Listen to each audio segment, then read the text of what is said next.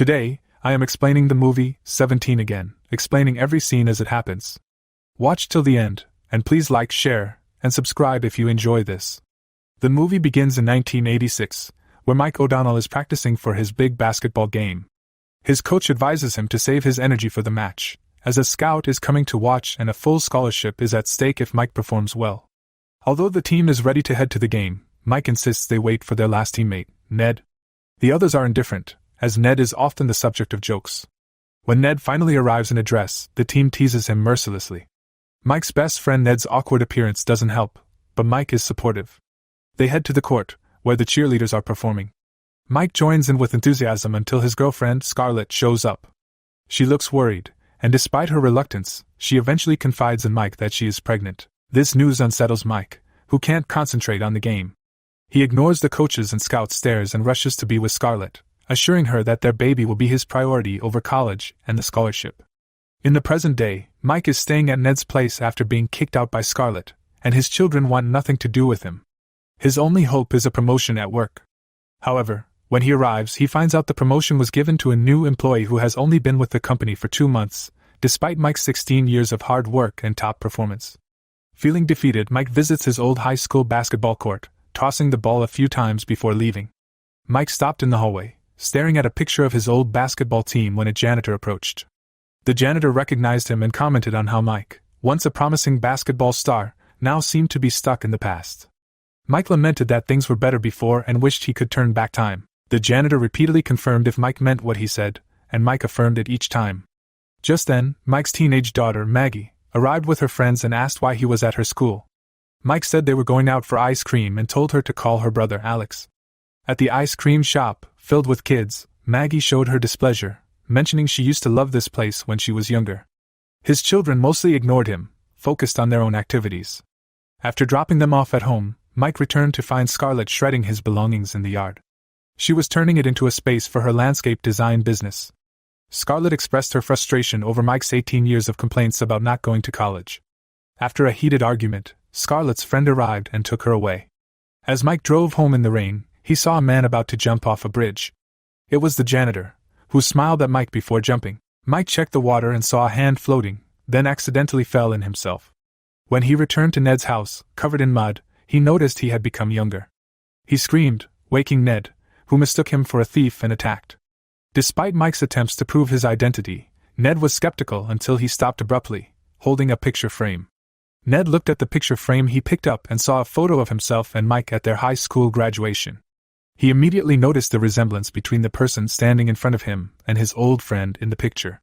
Both Ned and Mike were shocked. Ned started suggesting various explanations from literature, like being hit by gamma rays or being a vampire, cyborg, or mythical creature. The only thing that seemed to fit was a spirit guide. This made Mike think of the janitor, so he went to the school to ask about him, only to find out that the janitor was now a lady. He followed a water trail hoping to find the old janitor, but it led him to the basketball court instead. Mike returned to Ned and told him his spirit guide wanted him to go back to high school. It was his only chance, as he hadn't done anything for himself since 1989. Ned, who was now wealthy and had little interest in high school, reluctantly agreed to help. He would pose as Mike's father, and Mike would use the name Mark. They planned to forge Mike's manuscript. Ned, who had previously created an app to prevent music piracy, was now helping Mike. When Ned met the principal, he was immediately smitten and said some inappropriate things. Mike was admitted to school, but his clothing made him look out of place, so Ned took him shopping. Mike had always supported Ned in high school, and this was the least Ned could do in return. The next day, Mike returned to school looking sharp, drawing many curious stares. Mike walked through the busy hallway of high school, unsure of how to navigate the place. When he reached his class, he received a call from Scarlett. The divorce proceedings were today, and he was nowhere to be found. Mike lied, saying he was out of the country and didn't want his children taken away from him. Maggie walked into the class, and Mike waved at her. She looked confused, and her friend whispered that Mike was handsome. After class, Mike practiced shooting hoops on the court. The coach, the same one from his time, called him over. It was the coach's last year, and he encouraged Mike to join the basketball team as a point guard. Mike agreed. Later, in the restroom, Mike was talking to Ned when he heard Alex scream for help. Mike rushed to find Alex taped to a toilet seat by the basketball team. It confused Mike since Alex was supposed to be on the team and popular. Alex explained that he was actually new and that his mother didn't want anyone to know he was Ned's son. Mike and Alex went to the cafeteria, where Alex talked about his dislike for the basketball team captain, who was dating Maggie. Mike was surprised that Maggie would date a bully. When Stan, the captain, kissed Maggie, Mike shot him a harsh look despite Alex's warning. Stan confronted them and bullied Alex, but Mike stood up to him and humiliated him in front of everyone. Back at Ned's house, Mike ate a lot, which was unusual for him. Ned asked what he learned in school, and Mike replied that he realized he was a bad father. Mike said things were going well for him, but not for his children, so he planned to help them. He went home to help Alex practice basketball and was impressed by Alex's skills. He promised to help him get on the team. When Scarlett and her friend Naomi returned and saw Mike, Scarlett immediately noticed the striking resemblance between Mike and her husband. Ned introduced Mike as his son, but Scarlett was still shocked by the similarity. Naomi suggested that Scarlett should forget about Mike and date other men, which angered Mike. He reminded Scarlett that the divorce was not finalized yet and that she was still a Mrs., which was odd coming from him. The next morning at school, Stan and Maggie were kissing when the teacher walked in. The lesson was on human sexuality, and the school promoted abstinence until they were older. Mike took the topic seriously, agreeing with the teacher on everything. When protection was handed out, Stan took a lot and told Mike he didn't need any. Mike used this chance to speak about abstinence, and shared a touching story about being a father and holding his first daughter. The speech moved many students, causing them to return the protection. Stan then made a rude comment about Maggie, leading to a fight where Stan gained the upper hand. Ned was called to school, dressed as a cowboy to attract attention, but the principal saw through his technique. Later, Mike visited Scarlett at her house. She was still amazed by the resemblance between Mark and her husband. She showed him her yard and talked about her plans to transform it. Mike accidentally called her Scar, a nickname only he used. Scarlett tried to make it clear to Mike that she was not a cougar, or anything like that. Life went on with Mike coaching Alex and growing closer to him, while he also teased Maggie and Stan at every opportunity, acting like a jealous boyfriend. Alex and Mike joined the basketball team, and Scarlett showed them the completed yard transformation. It was magnificent, and almost made Mike shed a tear. He admired it for a long time, even after Alex left, until Scarlett mentioned she had a dance date to prepare for, despite not being a great dancer. Mike accidentally complimented her dancing skills but quickly tried to cover up. When Mike returned to the living room, he found Scarlett dressed up and dancing to music. They enjoyed dancing together until Alex arrived and found them in a nearly inappropriate situation. Alex announced that her date had arrived. Mike kept a close eye on Scarlett and even made rude comments to her date, but they left anyway. Scarlett also handed Mike divorce papers to give to Ned, who would then deliver them to Mike. Mike saw Maggie heading to a party and decided he and Alex should go, even though Alex was afraid of being bullied by Stan. Mike encouraged Alex to talk to a girl he liked and then went off to find Maggie. Various girls flirted with him, but he gently set them aside to focus on his conversation with Maggie. The girls weren't interested in what Mike had to say, so he decided it was time to find his daughter. Meanwhile, Alex was nervously chatting with his crush when his clothes caught fire, forcing him to run out, embarrassed. Mike finally found Maggie sitting alone and talked about Stan, saying he didn't care about her. Maggie insisted Mike didn't understand Stan and revealed that she planned to move in with Stan after graduation, switching to a nearby, less prestigious college to stay close to him. Mike, frustrated, spoke to her like a father. Maggie thought he was absurd and walked away. The next day was the basketball game. Scarlett attended with her date, feeling uncomfortable because it reminded her of when Mike had proposed. Stan was kissing Maggie before the game. During the game, Mike played well, and Alex scored a three-pointer, leading their team to victory. The crowd went wild. Alex's crush congratulated him, resulting in an awkward exchange. Ned approached the principal, asking for a date in a mature way.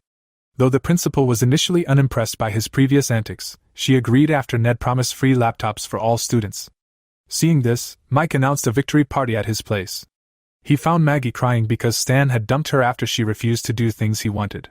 Mike comforted her, but she made advances that he quickly avoided. He invited her to his party, and she agreed. At Hayden's high school, everyone was buzzing about Mark's party. The party started off with high energy, and the house quickly filled up. Alex was smoothly hitting it off with his crush, and it seemed their attraction was mutual. Ned and the principal were also having a good time, discovering they had things in common. Meanwhile, Stan tried to apologize to Maggie, but Mike intervened and asked him to leave. When Stan made an inappropriate comment about Maggie, Mike threatened to call the police. Stan, drunk and underage, threw a punch that knocked Mike out. When Mike woke up, he found Maggie looming over him, trying to kiss him. She thought his protective behavior meant he liked her, but when he resisted, she concluded he was gay. Mike clarified that he was in love with one woman since he was 17 and explained that her advances were inappropriate. Maggie backed off, warning him to keep his girlfriend's eyes on him, or someone else would. The principal suggested moving their date to her or Ned's home.